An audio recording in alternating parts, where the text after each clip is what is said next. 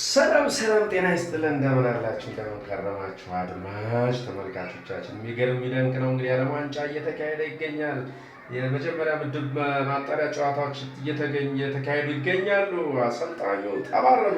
የሚገርመው ይህ የዓለም ዋንጫ የ2026 የዓለም ዋንጫ አወዛጋቢ ነው። ከጅምሩ ጀምሮ አሁንም እያወዛገበ ይገኛል። አሰልጣኙ እንግዲህ በመጀመሪያ ጊዜ እንግዲህ አሰልጣኝ በዚህ ቶርናመንት ላይ ሲባረር የመጀመሪያ ነው። የቱኒዚያ አሰልጣኝ 5 ጨዋታዎችን ከተሸነፈ በኋላ እንደገና በስዊድን ደግሞ 5-0 ተሸንፎ ከዋንጫው ከአሰልጣኝነት ተነስቷል። የሚደንቅ ነው። እንግዲህ የዓለም ዋንጫ የተለያዩ ነገሮችን እያስተናገደ አስደናቂ ነገሮችን እያስመለከተን ይገኛል። አድማጭ ተመልካቾቻችን አንድ ሪከርድ ተሰብሯ 7-0 የተሸነፈ ቡድን አለ። እሱንም እናያለን። የሚገርም ነው። ሼር፣ ላይክ፣ ሰብስክራይብ እያደረጋችሁ አድማጭ ተመልካቾቻችን ፕሮግራማችን ተደራሽነቱን እንዲሰፋ አድርጉ። የዓለም ዋንጫ እንግዲህ ጃፓን በቴክኖሎጂ በጣም ረቃለች። በቴክኖሎጂ እንደምትታወቅ እናውቃታለን። በተለያዩ ቴክኖሎጂዎቿ፣ በመኪናዎቿ፣ በትልልቅ መኪናዎቿ፣ በሌላም እንግዲህ የጃፓኑ እንግዲህ አሰልጣኝ በዚህ የዓለም ዋንጫ ውድድር ላይ የተጫዋቾቻቸውን ምስል በወረቀት ላይ እየሳሉ በምልክት ከተጫዋቾቹ ጋር ሲግባቡ ታይተዋል። ይሄ ደግሞ አስገራሚ ነው።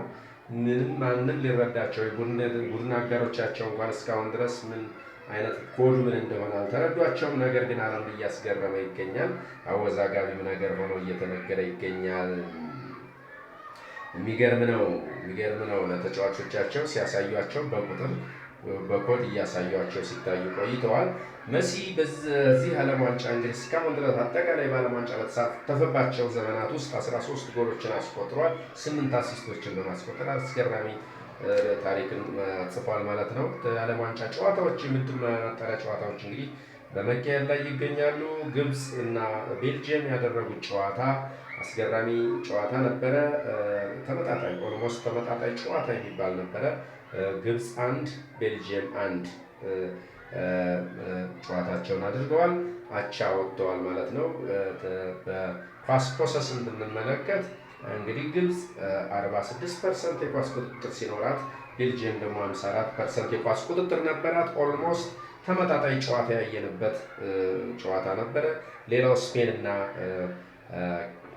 ኬፕ ቨርዴ ደግሞ አፍሪካዊቷ ኬፕ ቨርዴ ከገናናዋ ስፔን ጋር ጨዋታዋን አድርጋ አሁን የሚያስገርም ውጤት ነው የተመዘገበ። ያልተጠበቀ ውጤት እየተመዘገበ ይገኛል። በዚህ የዓለም ዋንጫ የመጀመሪያ ዙር ምድብ ማጣሪያ ላይ ማለት ነው። እንግዲህ ኬፕ ቨርዴ እና ስፔን አቻ ወጥተዋል። አሰልጣኙ የተተቸ ይገኛል። ምክንያቱም ያማልን ይሄን ድንቅ ተጫዋች ለምን ቤንች ላይ ያስቀመጡ? ይሄን ወጣት በዚህ ጨዋታ በዚህ ቶርናመንት ላይ ገኖ ይወጣል የሚባል ተጫዋች ነው። በእያንዳንዱ ጨዋታ ላይ ካልተሰለፈ ለሱ ምናልባት ጥሩ ላይሆን ይችላል። ታዋቂነቱን ገናናነቱን በዚህ ማሳየት ስላለበት ስለዚህ ቤንች ላይ ያስቀምጡታል። አሰልጣኙ የምነካው እየተባለ ይገኛል። ነገር ግን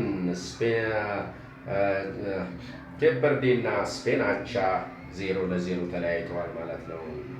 ስኮትላንድ እና ሃይቲን እንዲሁ ሌሎች ቡድኖች ነበሩ ጨዋታቸውን ያደረጉ ቡድኖች። ሃይቲን 0 ስኮትላንድ 1 በመሆን ጨዋታቸውን አጠናቀዋል። ጀርመንና ቅድም እንደነገርኳቸው እንግዲህ ጀርመንን 7 ራሱን የምትባል ማትታወቅ ሀገር ናት 0። ይሄ እንግዲህ በዓለም ዋንጫ ትልቁ ሪከርድ ሆኖ ተመዝግቧል። ጀርመን ራሱን 7-0 ረብረማታለች ማለት ይቻላል። ከግማሽ ደርዘን በላይ በማስቆጠር አስገራሚ ታሪክ ሰርታለች ጀርመን። በዚህ ብዙም በማትታወቀው ሀገር በመወሱን ላይ ይህን ያክል የጎል ዝናብ አዝንባባታለች። ሌላው እንደገና ሲካሄድ የነበረ ጨዋታ ሳውዲ አረቢያ ከኡራጋይ ጋር ያደረጉት ጨዋታ ነበር። ውድ አድማጮቻችን ይሄ ጨዋታ ደግሞ በሁለቱም አቻ ወጥተዋል። ሳውዲ አረቢያ እና ኡራጋይ ሌሊት ነበር ጨዋታው የተካሄደው። አቻ 1 እኩል 1-1 ተለያይተዋል ማለት ነው። ሌላ አንድ አስገራሚ ነጥብ በዚሁ ላይ እናነሳላቸዋለን። መሐመድ ሳላህ እንግዲህ የግብፁ መሐመድ ሳላህ ትናንትና እንግዲህ ልደቱን በጨዋታው ላይ የሚገርም ነው። በጨዋታው ላይ በልደቱ ቀን አሲስት ያደረገ የመጀመሪያው አፍሪካዊ ተጫዋች በመሆን ተመዝግቦለታል። የሚገርም አሲስት አድርጓል። ልደቱም ነበረ። የሚገርም ታሪክንም ጽፏል። የሚደንቅ ነው። እንግዲህ ወደ ዝውውር ዜናዎች ስንመለከት እንግዲህ በማይታሰብ ሳይጠበቅ ማርኮን ኩኮሪያን የቼልሲው ወደ ሪያል ማድሪድ አቅንቷል። ሂሪጎ ተብሏል። እንግዲህ ሪያል ማድሪድን ተቀላቅሏል። ይሄ አስገራሚ ሌላው አስደናቂ ነገር ነው። ሳይጠበቅ ነው የዝውውር የተከናወነው። ልጁ ከዓለም ዋንጫ በኋላ ነገሩን የሚጨርስ ይሆናል ብሎ ነበር። አሁን ግን ኦልሞስት የሪያል ማድሪድ ንብረት መሆኑ ተረጋግጧል።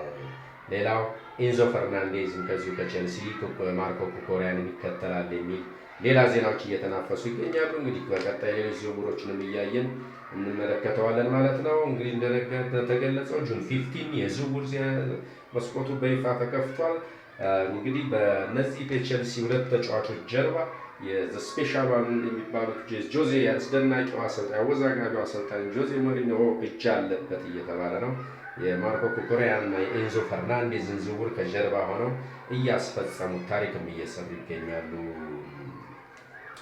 ራፊናን እስካሁን ድረስ እያወዛገበ ይገኛል። ከባርሴሎና ይቀጥላል ተብሎ አይታሰብም። ምክንያቱም የባርሴሎና እንግዲህ አንቶኒ ጎርደንን በማምጣቱ ምክንያት ራፊናን እንግዲህ ወደ ሌሎች ክለቦች ይጓዛል እየተባለ እየተገለጸ ይገኛል። ባርሳ እንግዲህ ምን በቀጣይ ምን እንደሚያደርግ የሚታወቅ ነገር የለም። ሌሎችም ዝውውሮች እንደዚሁ ብዙ ዝውውሮች አሉ። ሌላው የማንቸስተር ዩናይትድ አሰልጣኝ የነበሩት ሩበን አሞሪም በአሁኑ ሰዓት በኤሲ ሚላን እያየናቸው እንገኛለን። በኤሲ ሚላን እንግዲህ አሰልጣኝነት ቀጣይ እንመለከታቸዋለን። የ2 ዓመት ፊርማቸውን በኤሲ ሚላን አስፍረዋል። ሌላው አስገራሚ እንግዲህ ጨዋታዎችም እየተካሄዱ ይገኛሉ። በሀገር ውስጥ ዜናዎች ደግሞ ስንመለከት የሀገር ዜናዎች ስናቀርብላችሁ የ35ኛው የኢትዮጵያ ፕሪሚየር ሊግ ቀጥሏል። የሚገርም ነው። በተለያየ ኬዝ እንግዲህ ቆይቶ ነበረ። በቻምፒየንስ በሌሎች ጨዋታዎች ቆየው የኢትዮጵያ ፕሪሚየር ሊግ ቀጥሎ እየተካሄደ ይገኛል። ሀዲያ ሆሳዕና እና ፋሲል ያደረጉት ጨዋታ ሀዲያ ሆሳዕና 0 ፋሲል 1 ሆነው አጠናቀዋል። ሌላው አርባ ምንጭና ሽረ ምድረገነት የሚያደረጉት ጨዋታ እንዲሁ አርባ ምንጭ 2 ሽረ ምድረገነት 0 ሆነው አጠናቀዋል። ለአርባ ምንጭ እንግዲህ ሁለቱም ጎሎች አብዱራህማን መሐመድ አስቆጥሯል። አርባ ምንጭ ከተማ ነጥቡን ወደ 35 ከፍ ሲያደርግ ሽረ ምድረገነት ደግሞ 38 ላይ ይቆያል ማለት ነው። ቀጣይ ሽረ ገነት ከቅዱስ ጊዮርጊስ፣ አርባ ምንጭ ከፋሲል ከነማ ይጫወታሉ። ሲዳማ ቡና እንግዲህ በዚህ የ2018 የኢትዮጵያ ፕሪሚየር ሊግ እንግዲህ ቻምፒየንስ ሊሆን ኦልሞስት ያረጋገጠ ይገኛል። የዚህ ዓመት ሻምፒዮና እንግዲህ ሲዳማ ቡና ሊሆን እየተቃረበ ተቀርቧል። አድማጭ ተመልካቾቻችን ላይ ሼር፣ ሰብስክራይብ እያደረጋችሁ የዓለም ዋንጫ እንግዲህ በአሁኑ ሰዓት በከፍተኛ ሁኔታ የዓለም ትኩረት የሳበ ቶርናመንት ሆኗል። የሚገርም ነው። አሰልጣኙም እንደተባረሩ ነግረናቸዋል። አሰልጣኙ እንግዲህ በተከታታይ ጨዋታዎች በመሸነፍ በታሪክ እንግዲህ በዓለም ዋንጫ ላይ እንደሳቸው አልተባረረም። ሌላው እሳቸው ግን ተባረዋል። የሚገርም ነው። ሌሎች ደግሞ ውድድሮችን እያየን ወደ እናንተ የምናቀርብላችሁናል። የዓለም ዋንጫዎችን ምናልባትም ለኢትዮጵያውያን ሰዓቱ ጥሩ አይደለም፣ አመችም አይደለም። ዞሮ በተመቻችሁ ሰዓት እያያችሁ መዝናናት ትችላላችሁ። የሚገርም ጥሩ ጨዋታዎች በተለይ ምድብ 2 ላይ ወደ ሁለተኛው ጨዋታ ዙር ስንመጣ የሚገርም ጨዋታዎችን እንዘግብላችኋለን። ፕሮግራማችን እንዲሰፋ ላይክ፣ ሼር፣ ሰብስክራይብ አድርጉ። ሰላም ጤና ይስጥልን። ቻው